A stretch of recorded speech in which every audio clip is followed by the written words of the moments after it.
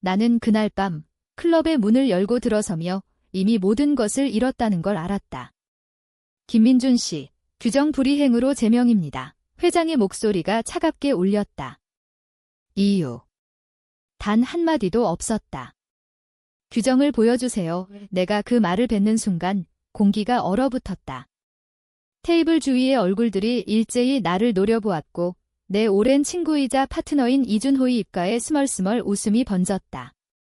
그것이 시작이었다. 그날 이후 내 인생은 무너졌고 나는 복수의 늪으로 빠져들었다. 하지만 그 복수는 나 자신을 삼킬 독이 될 줄은 몰랐다. 서울의 밤은 언제나 그렇게 잔인했다. 강남의 번쩍이는 네온사인 아래 엘리트 클럽은 권력자들의 비밀스러운 성체였다. 이곳은 단순한 사교 모임이 아니었다. 재벌 후계자들, 정치인, 변호사들이 모여 거래를 하고 운명을 좌우하는 곳, 나는 그곳의 일원이었다. 32살, 평범한 법대 출신 변호사로 시작해 이준호의 도움으로 클럽에 발을 들였다. 우리는 대학 시절부터 친구였다. 민준아, 너라면 이 세상을 바꿀 수 있어. 그의 말에 속아 나는 그의 그림자로 살았다. 그날 회의는 평소와 달랐다. 클럽의 규정은 철저히 비밀로 유지되었다. 입회 시 서약서에 서명만 하고 구체적인 내용은 알 수 없었다. 신뢰가 규정이다. 그게 전부였다.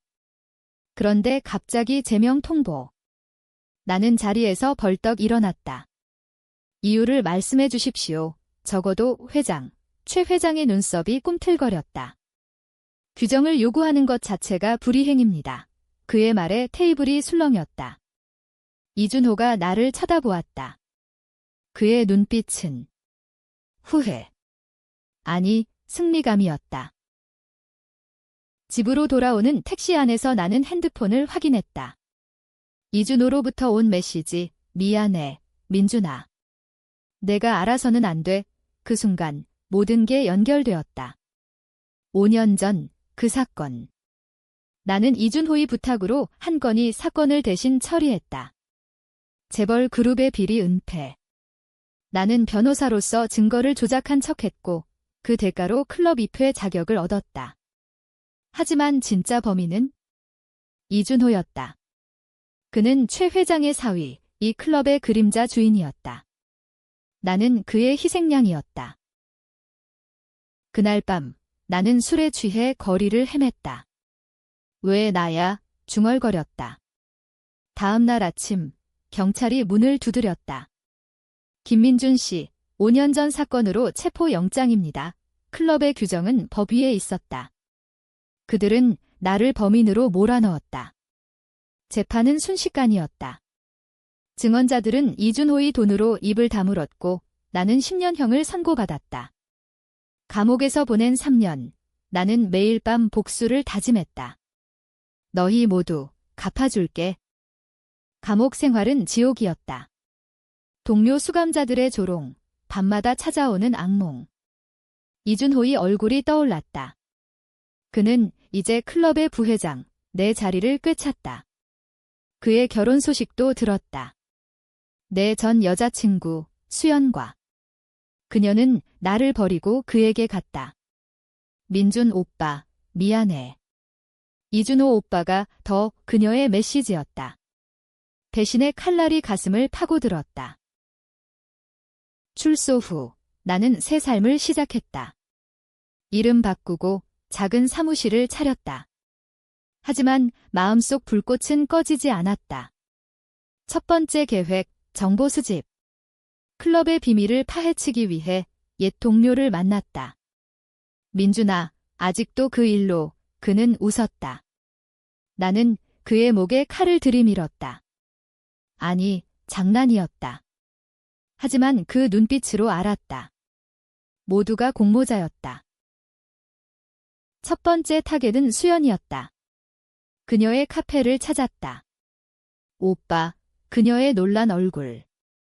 왜 그랬어? 나는 물었다. 그녀는 울었다. 이준호가 강요했어? 클럽의 규정. 내가 알면 안 되는 비밀. 그것이 뭐지? 그녀의 말에 따르면 클럽은 단순한 모임이 아니었다. 그들은 국가 기밀을 거래하고 정치인을 조종했다. 5년 전 사건은 그들의 청소 작업. 누군가 죽었고 나는 그 죄를 뒤집었었다. 누구를 죽인 거야? 모르겠어. 하지만 내가 대신 그녀의 눈물이 떨어졌다. 나는 수연을 용서할 수 없었다. 아니, 용서해야 했다. 그녀는 내 약점이었다. 복수의 도구로 삼기로 했다. 도와줄래? 이준호를 무너뜨리자 그녀는 고개를 저었다. 하지만 나는 강요했다. 내 미래를 걸고 그날부터 그녀는 내 스파이였다. 클럽의 내부 정보를 흘려보냈다. 첫 번째 정보, 이준호의 약점, 그의 사생아. 수연의 정보는 금이었다. 이준호에게 사생아가 있었다. 클럽 입회 전에 그는 다른 여자와의 관계로 아이를 낳았고 그 아이를 버렸다. 최 회장이 알면 끝장이야. 수연이 속삭였다. 나는 그 아이를 찾았다. 서울 외곽의 고아원, 희망의 집. 7살 소년, 준서. 그의 눈은 이준호의 그것과 똑같았다. 아빠, 아이가 물었다. 나는 거짓말을 했다. 내 아빠가 나한테 부탁했어. 데리러 왔어. 준서를 데리고 나는 이준호를 압박할 계획을 세웠다. 하지만 복수는 그렇게 단순하지 않았다. 준서를 보는 순간 내 마음이 흔들렸다. 이 아이는 무슨 죄가 있나? 클럽의 규정처럼 죄는 대물림된다. 나는 준서를 숨겼다. 작은 아파트에서 삼촌부로 불렸다.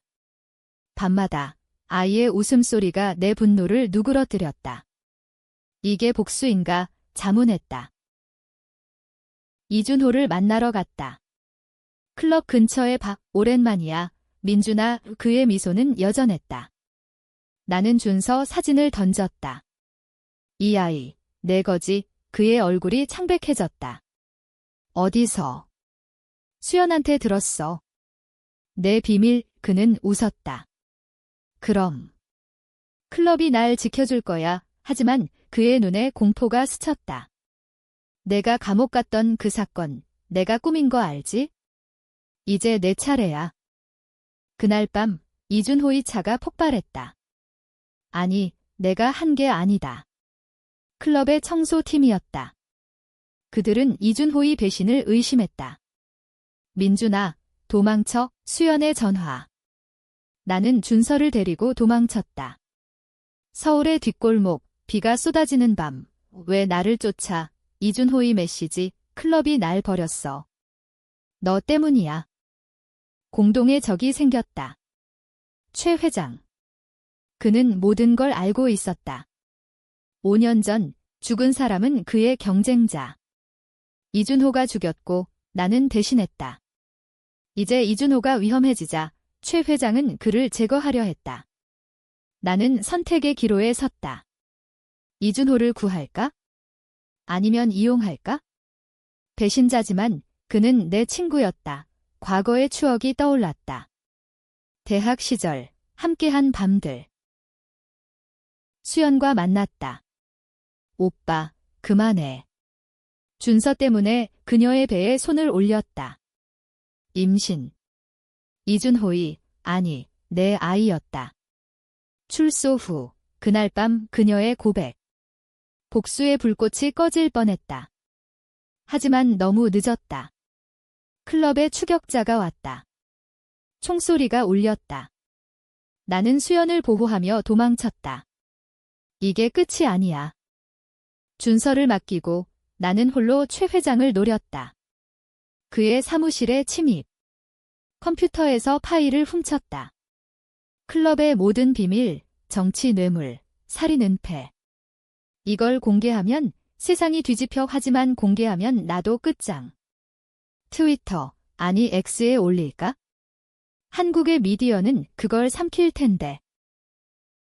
최 회장의 비밀을 손에 쥔 채 나는 이준호를 찾았다. 그는 숨어 있었다. 한옥마을의 오래된 집. 민준아, 날 구해줘. 그의 눈물. 왜? 내가 날 배신했잖아. 그는 무릎 꿇었다. 아빠. 최 회장이 날 이용했어. 내 사건도 그의 짓이 트위스트였다. 이준호는 희생자. 아니, 그는 공모자였다. 준서를 데려와.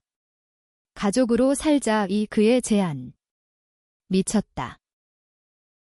수연의 전화. 오빠, 클럽이 준서를. 공포가 밀려왔다. 나는 달렸다. 고아원 근처. 아니, 내 아파트. 불타고 있었다. 준서가 사라졌다. 내 아이, 수연이 쓰러졌다. 병원에서 그녀의 울음소리. 이게 내 복수야. 의사의 말. 나는 무너졌다. 복수는 나를 괴물로 만들었다. 이준호와 동맹을 맺었다. 최 회장을 쓰러뜨리자 우리는 계획을 세웠다. 클럽의 연례 파티. 그곳에서 증거를 폭로. 하지만 이준호의 눈빛이 변했다. 민준아, 미안. 후 파티 당일 그는 날 팔았다. 최 회장님, 민준이가 증거를 가졌습니다. 배신의 연속. 나는 체포될 뻔했다. 도망치며 총알이 스쳤다.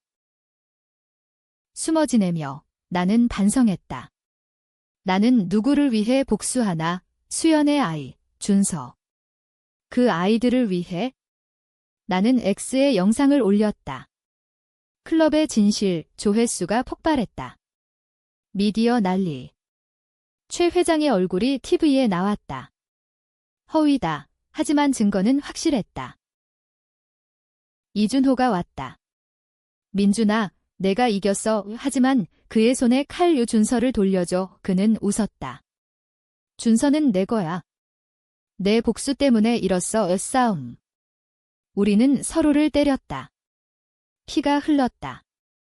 너도 나처럼 괴물이 됐어. 그의 말. 폭로 후 클럽은 흔들렸다.